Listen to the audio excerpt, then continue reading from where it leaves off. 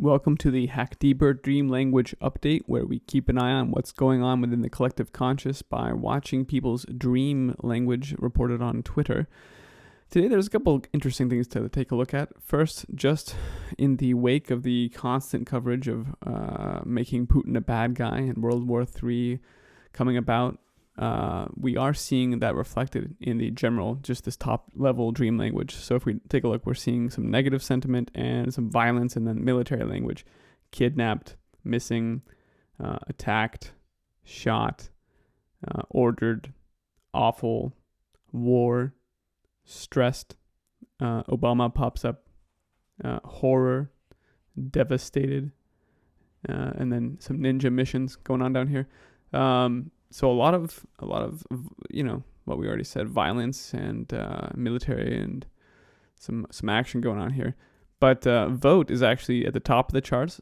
That's almost certainly because of the constant coverage of everything related to the presidential election, even though we're still more than a year out from it. But let's go ahead and dig in. So the Pope coverage has ceased because he's no longer in the States, and with that, people have sort of slowed down dreaming about him.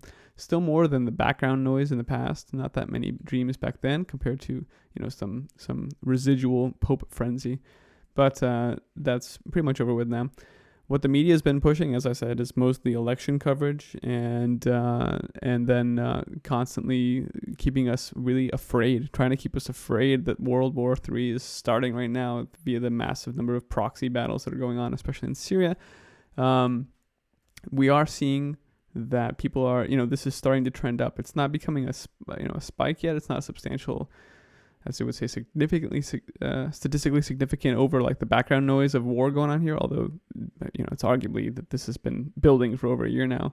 If you look, in fact, at the long-term charts, if you smooth this out, you can't tell that it's been building over the year from last year and then falling off just now. But in general, right now, it's picking up in a shorter-term view.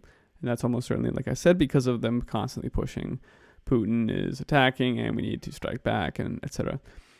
Vote, like I said, is number one right now. This is probably because of all the election coverage, and people are thinking about who they're going to vote in. If you dig into the tweets, which I encourage you to do, to look at what's going on back here, you'll see that it's people talking about their dreams about who they're going to vote for and having elections changed because of their votes. So people having the power.